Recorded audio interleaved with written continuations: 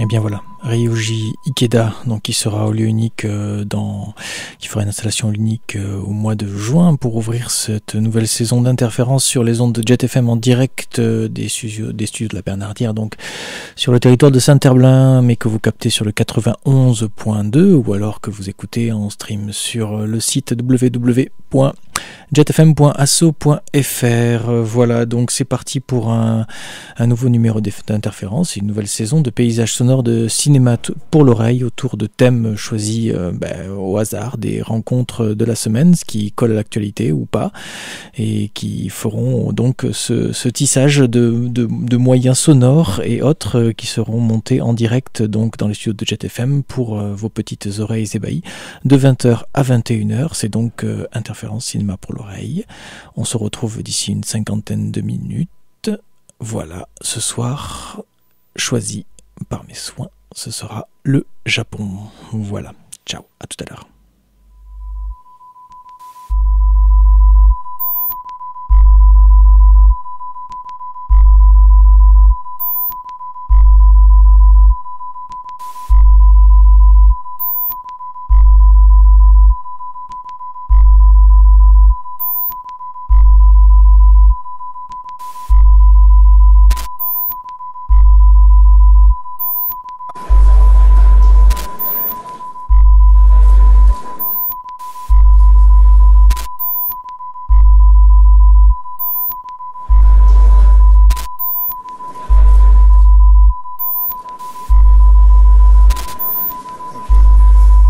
The International Olympic Committee has the honor of announcing that the games of the 32nd Olympiad in 2020 are awarded to the city of Tokyo.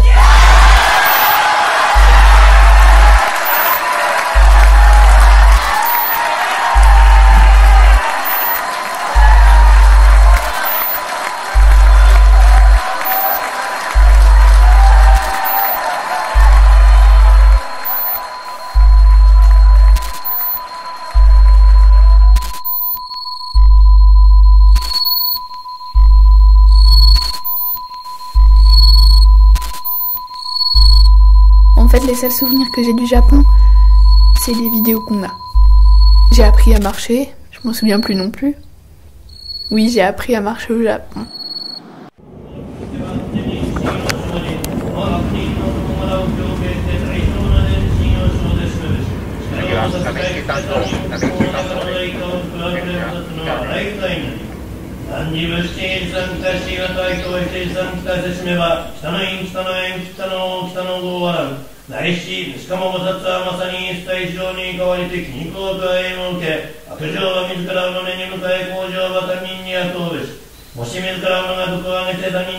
L'eau de la centrale nucléaire de Fukushima, nous sommes désolés de vous faire souffrir. S'il vous plaît, pardonnez-nous. Nous vous remercions et nous vous aimons. S'il vous plaît, dites à haute voix ou dans votre tête. Répétez 3 fois en joignant les mains dans une position de prière. S'il vous plaît, offrez votre prière sincère. Merci beaucoup du fond du cœur, avec amour et gratitude. Masaru Emoto, messager de l'eau.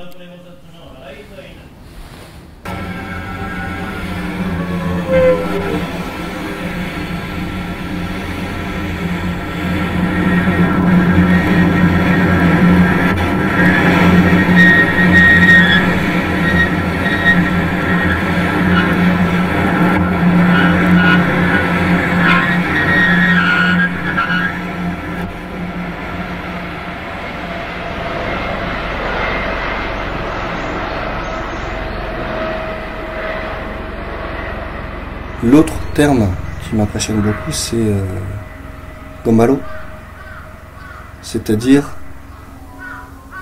Gambate, Gambarimasu. Allez, on donne tout. C'est-à-dire courage, on donne tout physiquement, on donne tout au niveau du courage, on donne tout au niveau de l'âme. On y croit, et parce qu'on veut, et puis aussi on dit qu'on le veut, mais en fait on n'a pas le choix. C'est c'est comme un peu un appel national. Donc il y a ça, et par rapport au 11 mars, c'est vrai que ça a été le mot qui a été le plus utilisé récemment, je crois, mais probablement le plus déprimant, puisque par rapport à ce qui s'est passé et au traumatisme atomique, c'est sûr que bon, allez, Gambalo, on va quand même nettoyer la station. Les bottes, elles brûlent, les gens vont mourir très vite pour certains, et d'autres, ça va prendre plus de temps, mais en tout cas, beaucoup de gens vont être contaminés. Le mot Gambalo, c'est pour le coup, il se rapproche du rien, du vide.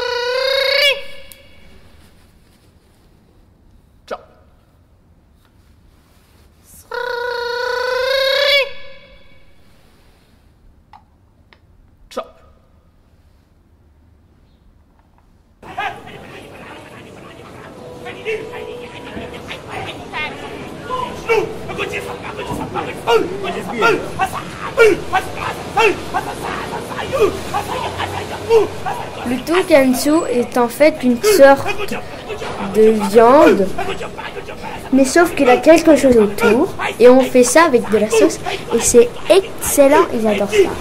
Il y avait des odeurs incroyables. Tous les jours, je me disais, oh là, ça sent bon.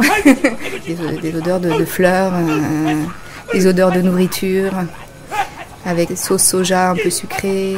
Et il y a des marchands de nourriture partout dans la rue, des odeurs de patates douces. Sato ime. Sato ime. Akita, j'ai dit peut-être Niigata, et Toyama. Qu'est-ce qu'il y a d'autre? J'ai oublié. Tottori. J'ai honte. Et tu connais d'autres?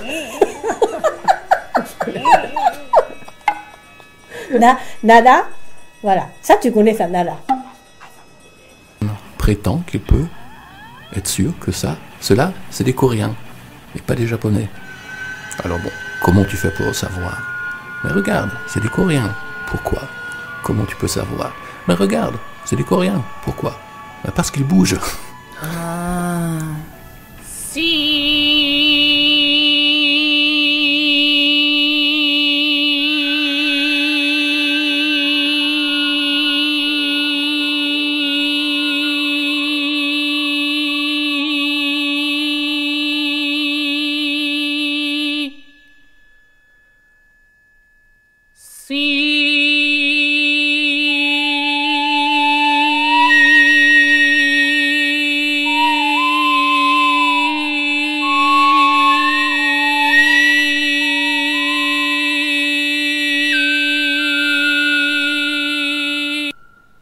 Chaque jour ressemble à un autre, mais je préfère le printemps.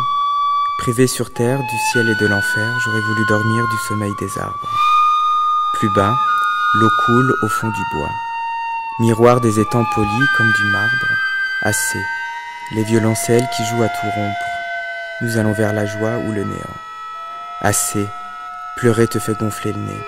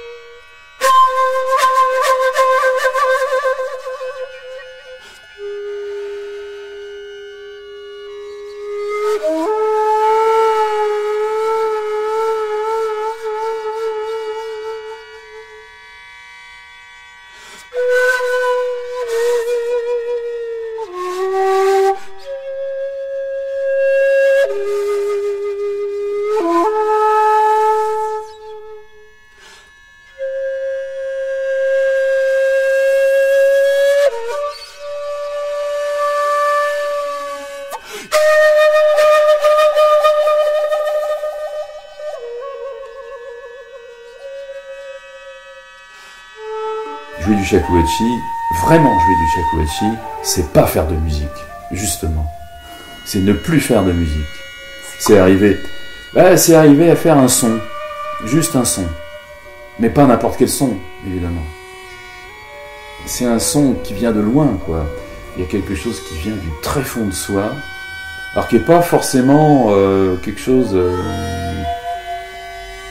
très musical. Mais c'est une vibration particulière. Et c'est sa vibration à soi. Vraiment. C'est le son profond de chaque être. Shakuhachi, si tu veux, c'est un instrument, mais en même temps, c'est la nature, pour moi. Parce que peut-être c'est plus proche à la soufre, notre souffle. Quelque chose qui est très puissant, profonde, et qui est très lié à la nature, parce que c'est du vent. C'est du vent, mais en même temps, c'est le sanglot, c'est le cri. Et c'est la voix d'humain aussi, mais c'est de la nature, souffre de la nature.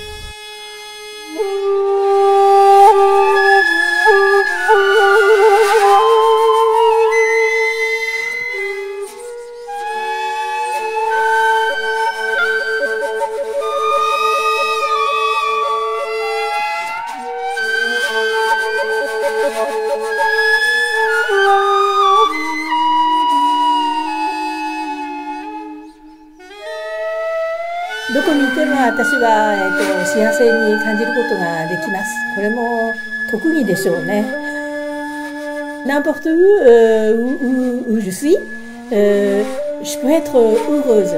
Ça, c'est vraiment... c'est moi. Chanuyo wa kokoro ni somete, me ni kakeru mimi o shomete, kiku koto mo nashi. Ce qui veut dire, il est inutile uniquement de voir et d'entendre, mais il faut écouter avec le cœur. Voilà.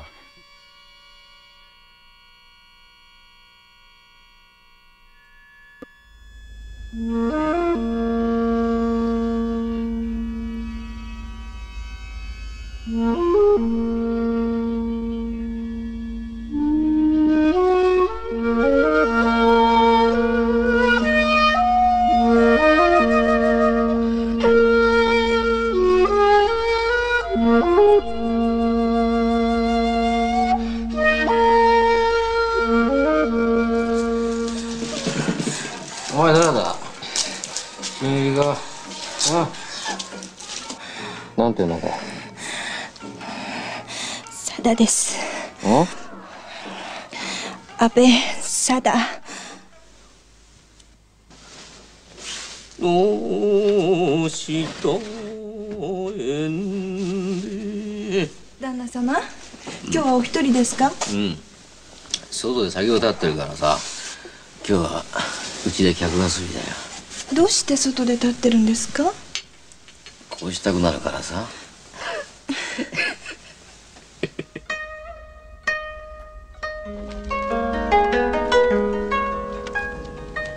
どうしよう。なんだい？なっちゃった。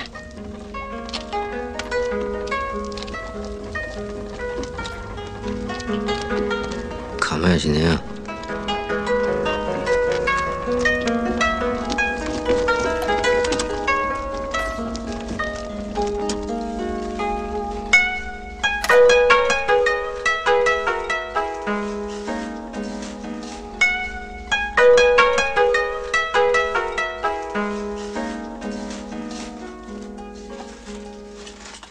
旦那って言わなくてもいいからさ、きっちゃんって言いなよ。な。愛よ。きっちゃん。そうだ。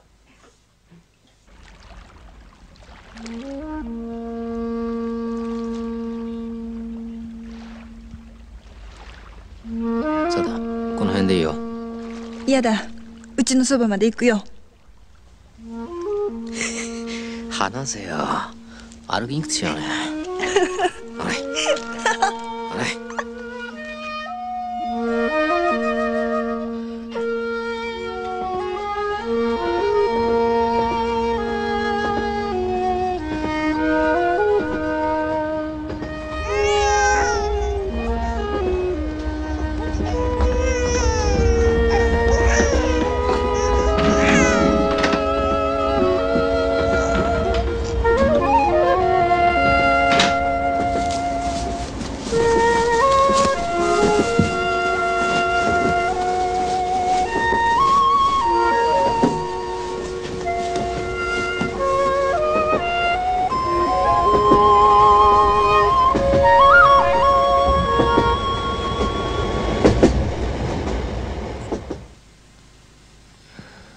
どうだ具合が。気持ちいいか？死ぬほど締めなきゃわからないのかもしれないね。あんたいい気持ちかい？いや、ちっともよかねぎゅっと締めないからダメなんだよ。えよ。やだよ。なんだかおめえがかわいそうでやだよ。じゃあ私に締めさせておくれよ。うん。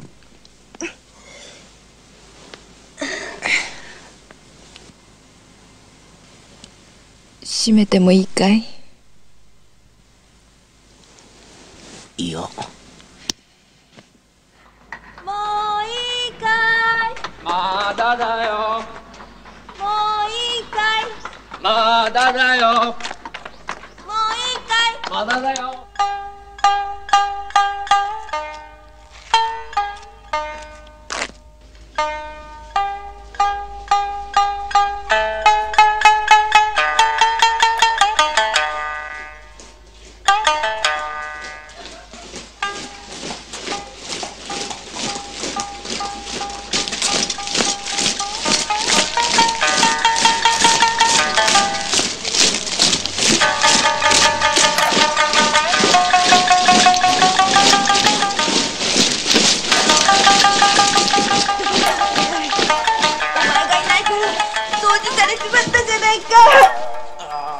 おめえはこんなに早いと思わねえからな。散髪屋やってたんだよ。悪かったな。だってちきしょう、なんで散髪屋なんか行きやがったんだよ。人が金の工面で暮らしてるってのにさ。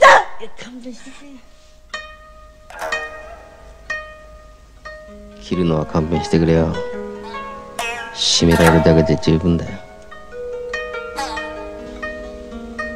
じゃあ締めてやろうか。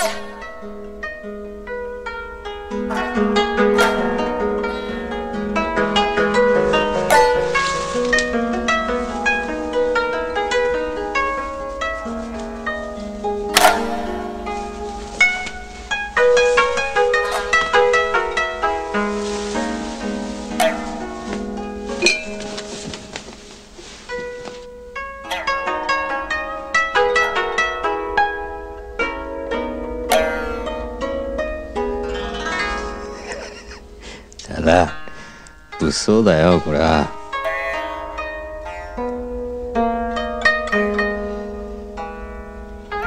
締めてほしいか？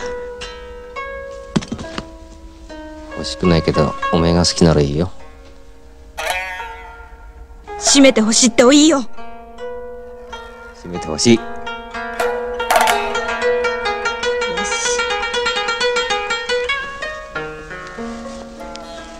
きつく締めるなよ。怖いのか？怖いよ。そんなこと言ってお前嬉しがってるじゃないか。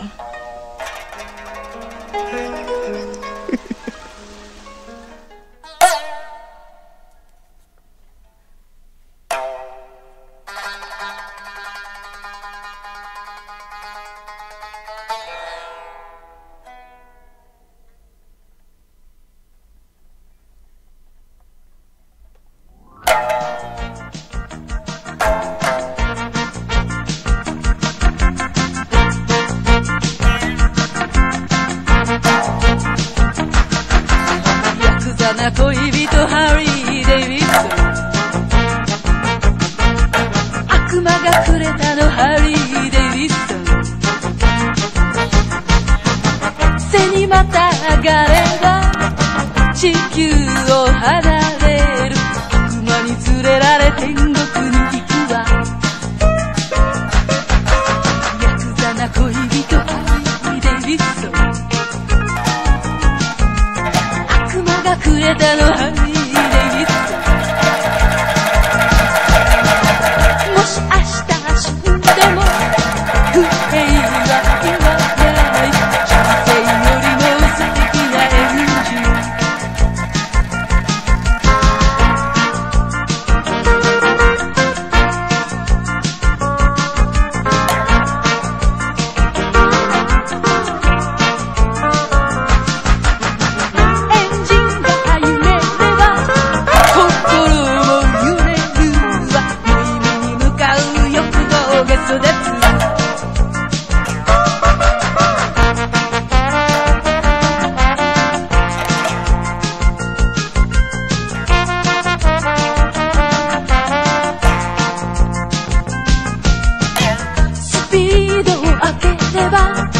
血が火のようになる髪をなびかせ空を突き抜ける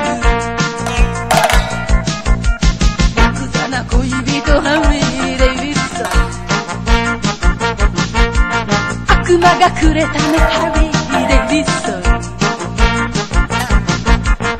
背にまた上がれば地球を離れる悪魔に連れられ天国に行くわ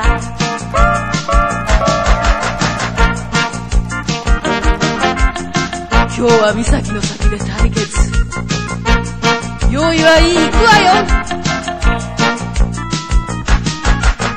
スピードを上げれば血が火のようにな髪をなびかせ空を突き抜ける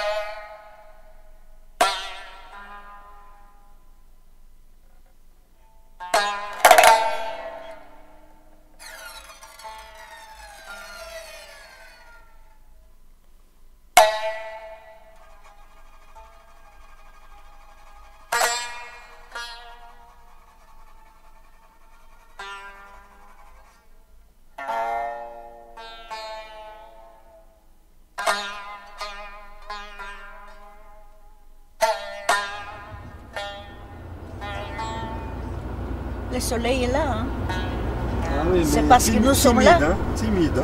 Parce que nous sommes là. Ah oui, c'est bien. Vous allez au pays du soleil levant. Hein. Et voilà, le pays du soleil levant. Ah oui. Vous allez voir l'accueil qu'ils vous réservent là-bas, les Japonais. Ah bon? Oh là là, à mon avis, ça va être incroyable. Hein. Ah bon? Il paraît que la nourriture est très bonne là-bas au Japon. Vous savez que je suis devenue une vedette de cinéma. Ah ben c'est bien. Moi je sais pas si c'est bien. Pourquoi? Vous n'aimez pas? Comment? Vous n'aimez pas être sous les feux des caméras et tout ça? Je suis intimidée. Ah, ouais. Je suis très intimidée. On vous a choisi, c'est parce que vous le méritez peut-être, non? Je sais pas. Ça c'est un hasard. Vous avez entendu parler du film depuis qu'Ota est parti? Oui. Eh ben voilà. Vous jouez dedans? Mais c'est moi qui est l'actrice principale. Eh ben voilà, je joue là-dedans. Vous êtes madame? Corentin Esther. Ah bah oui, d'accord. Si ça vous dérange pas, je vais vous demander votre autographe, madame. Mais oui. Hein? Oui. Avant d'arriver, comme ça vous aurez le temps de le faire. Voilà. Ah, vous avez un joli stylo. Ah oui, on me l'a offert hier. Ah, c'est une belle femme au moins. Non, non, c'est monsieur. C'est un monsieur.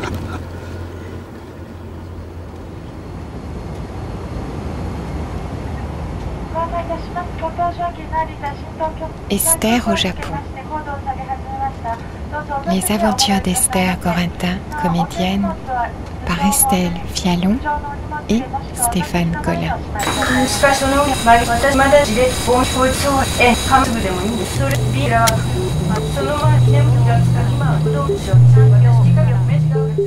c'est quelque chose.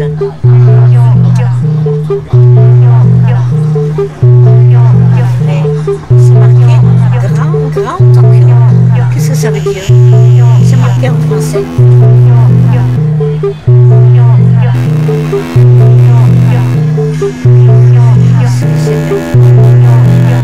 J'aurais jamais cru.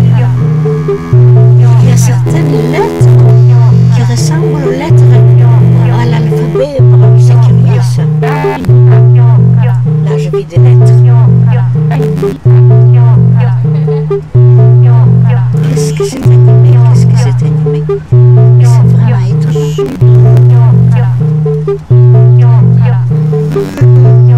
Tiens, il y a un McDonald's ici. Tu vois? Il y a un McDonald's ici.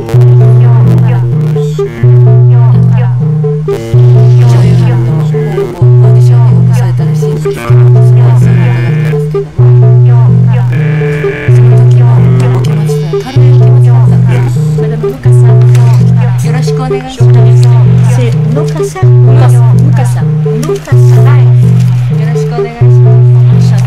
Je ne connais pas le japonais. On dit qu'à 85 ans, vous vous êtes présenté à une audition, à un casting d'un film. Emmanuel Finkiel. C'est parce que vous vouliez être une actrice, vous vouliez jouer dans l'écran. Emmanuel Finkiel cherchait une personne âgée, il cherchait une personne qui parle le français, qui parle le polonais, qui parle yiddish, qui est une langue qui est en train de disparaître. Et moi, je parle un yiddish littéraire. Et ça, c'est pas fréquent. Et c'est ça qui l'intéressait beaucoup. Mes questions d'actrice, je n'étais pas une actrice. J'aimais beaucoup le ballet quand j'étais petite. Et c'était mon rêve de devenir ballerine. Malheureusement, c'était pas possible à l'époque. Parce qu'il fallait aller à Varsovie. C'était une grande ville. Et dans les temps, c'était pas bien d'envoyer une jeune fille toute seule dans une grande ville. Voilà ce que c'était.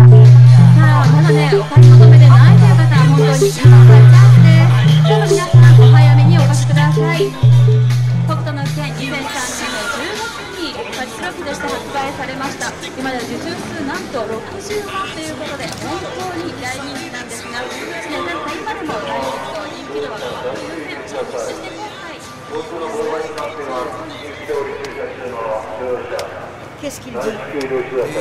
Qu'est-ce qu'il dit? Il nous raconte quelque chose, mais je ne comprends rien. The 32nd Olympiad in 2020 are awarded to the city of On va faire des photos d'abord. Et puis... Vous faites ce que vous voulez de moi. Tokyo.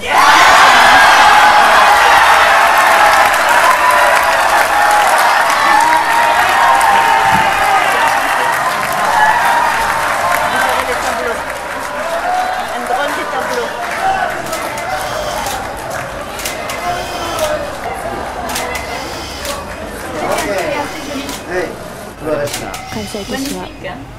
Tokyo! 2020年夏オリンピックさあ東京に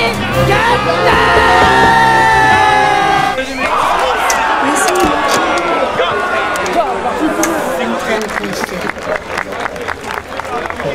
49 votos, Estambul es elegida. Y Madrid queda eliminada a la siguiente ronda. Nicolas. Ah, vous avez raison, Estelle. Vous avez raison. C'est ça, il est bien là. Le Japon a besoin du pouvoir du sport. Nous avons besoin d'espoir et de rêve. Nous allons au devant de ce rêve afin que le Japon puisse se reconstruire et nous allons faire de ces Jeux un grand succès. Ces Jeux permettront de rendre au monde toute l'aide que nous avons reçue après le tsunami. Vous l'avez refait il n'y a pas longtemps. Moi je peux couvrir aussi des fois. Qu'est-ce qu'on doit faire aujourd'hui? Alors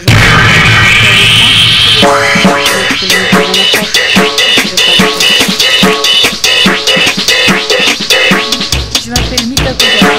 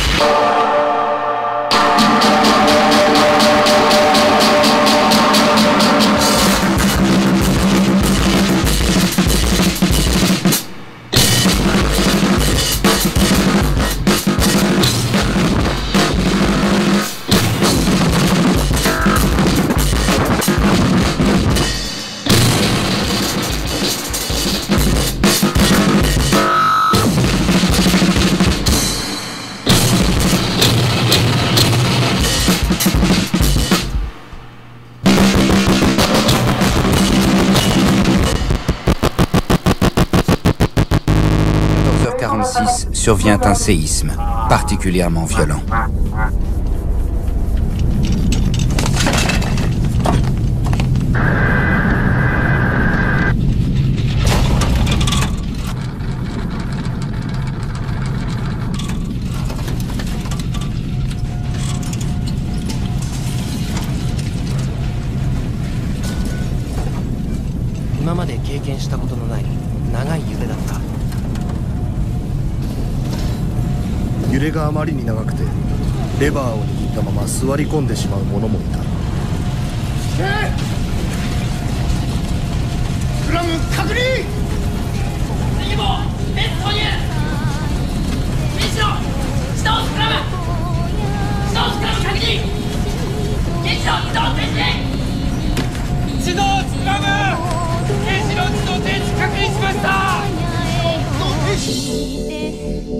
Le SCRAM est une commande d'urgence automatique qui lance l'arrêt du réacteur. Si un séisme ébranle la centrale, les barres de contrôle sont aussitôt et automatiquement insérées dans le cœur du réacteur afin d'arrêter la réaction en chaîne. Et tout à coup,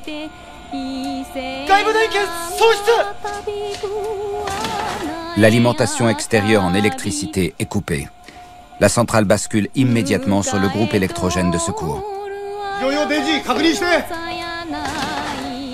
En quelques secondes, les générateurs diesel sont lancés.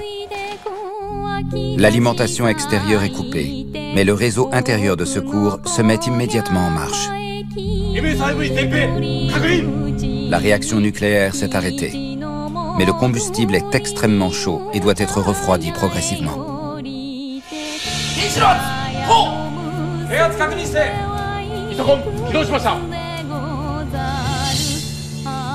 Le condenseur est un système de secours chargé de refroidir le combustible nucléaire en cas d'urgence.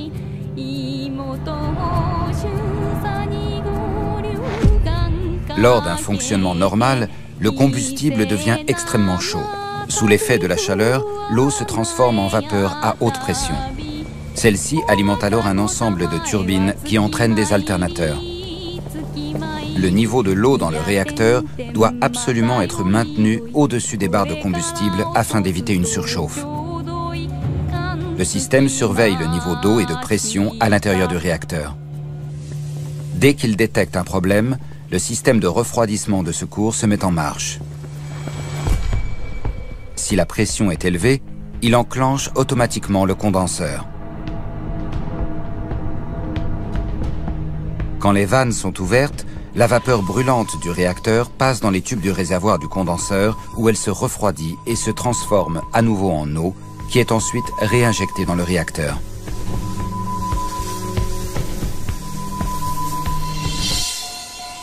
Il est désormais 14h52, soit 6 minutes après le début du tremblement de terre. Grâce aux groupes électrogènes de secours, l'électricité est rétablie dans la salle de commande. Le système est à nouveau alimenté et tous les circuits de refroidissement de secours fonctionnent. Les opérateurs laissent le condenseur tourner afin de contrôler le refroidissement du réacteur, utilisant les commandes électriques pour ouvrir et fermer les vannes.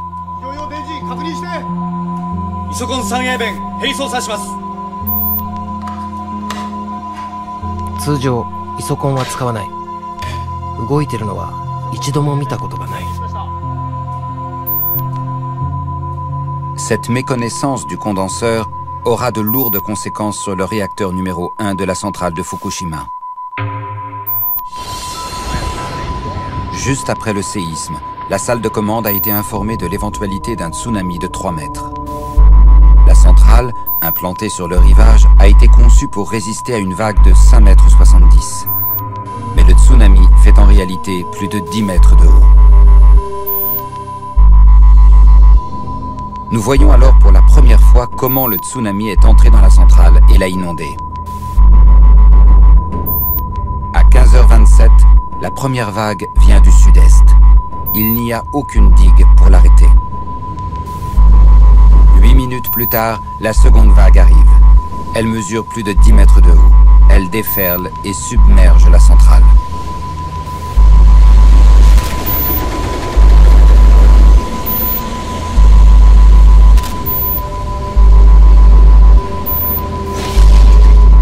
Derrière ce volet se trouvent les tableaux électriques. Il ne peut résister aux 50 tonnes de pression du tsunami. Les commandes électriques sont inondées. Celles-ci sont indispensables pour faire fonctionner le système de refroidissement des réacteurs. Les groupes électrogènes de secours viennent tout juste de démarrer. Et ils s'arrêtent. Mais il reste des batteries de secours qui se trouvent dans les sous-sols. Elles représentent le dernier recours. Elles sont suffisamment chargées pour permettre pendant quelque temps de refroidir le réacteur.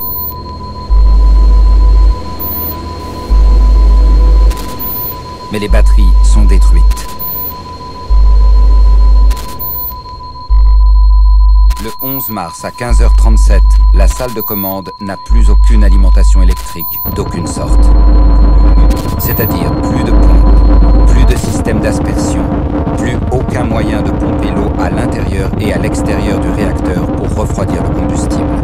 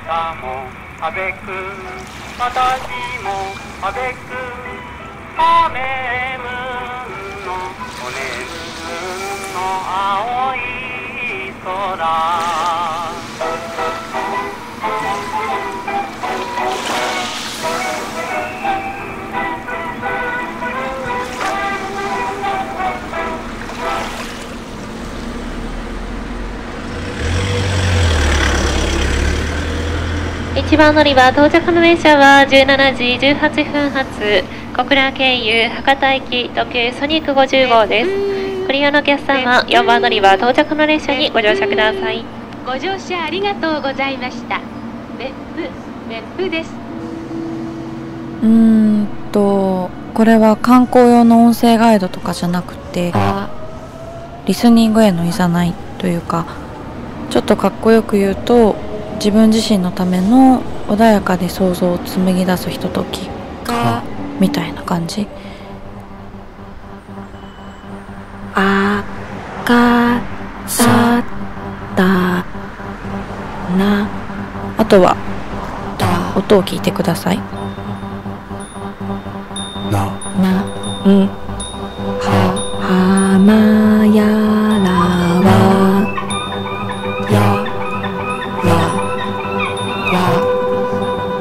やかさだなはまや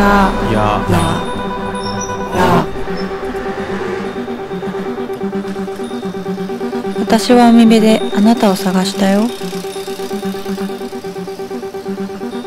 海は見えなくなってた。そこには窓のないパチンコ店や商業施設が建ってた。港の防波堤にはこんな看板がある。津波発生時はここから離れてください。すごい親切よな。かさだな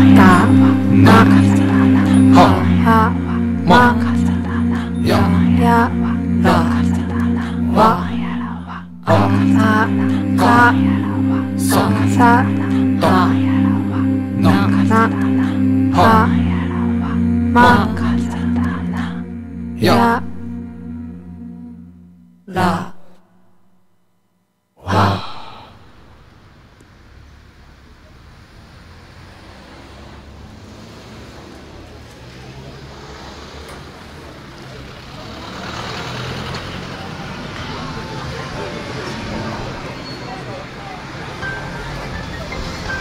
騒々しい音や光の催眠術にかかったプレイヤーたちの間をぶらつきながら、私はあなたをパチンコ店に探したよ。彼らはマシーンの前を離れずに、決して満たされない貪欲な神に奉納を捧げてるみたい。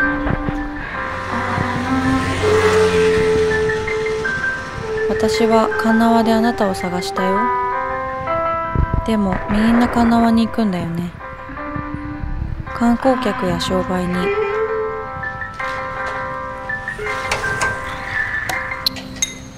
若い夫婦の新婚旅行や湯治に来る老夫婦たちがみんな。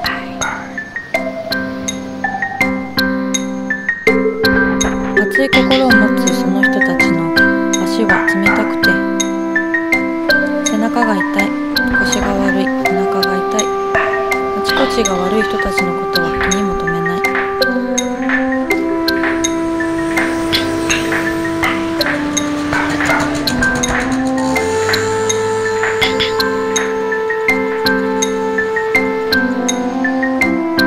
私はそこではあなたを見つけられないと思う。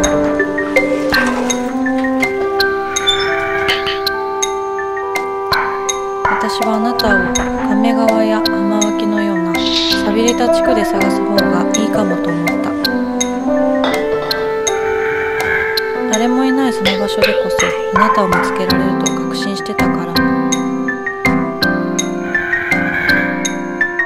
まあ渡ってもいいんやけど、信号が赤やけん一応止まってみた。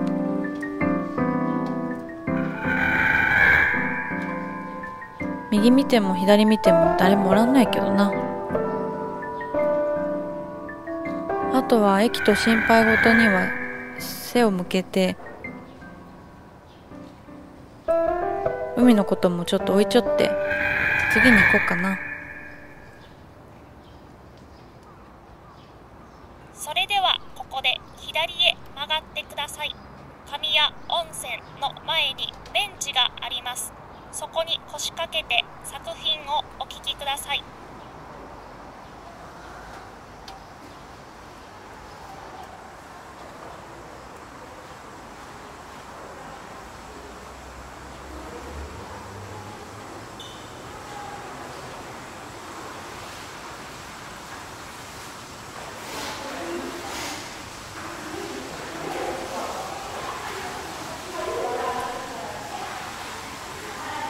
私が温泉に行くときは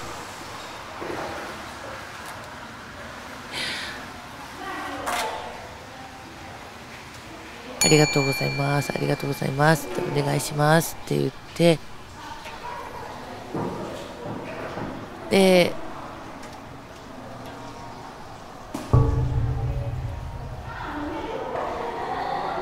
券を渡すところやお金を渡すところやら、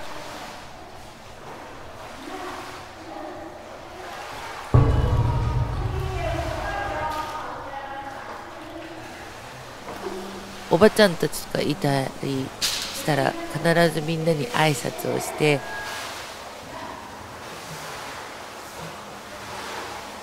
寒いとか暑いとか今何を食べたら美味しいとか、みんなと必ず何かお話をするようにしてます。そしてすっごい乱暴に脱いでくるくるくるってしてポンって棚に入れます。で、タオルでそこら辺カバーして、みんなが入るところだからやっぱり綺麗にして入らなきゃと、尻とかちょっとまず最初に綺麗にして、そうやって入ったりとかするし、でまず一番最初はやっぱり顔を洗ったり、今度は髪を洗ってもう一回使って、そして体を吸って、そしてまた使ってっていう風に今度は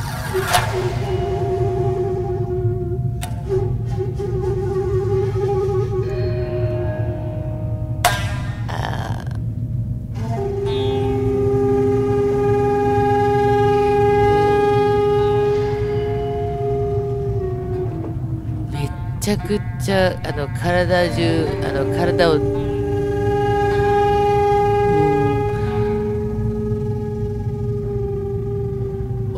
泳ぐじゃないけども、体何回も沈めたり上げたり、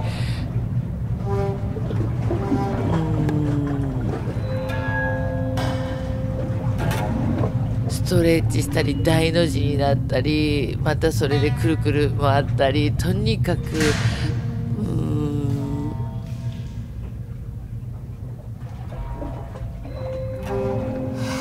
水族館のなんかアシカショーじゃないけど、めちゃくちゃもう本当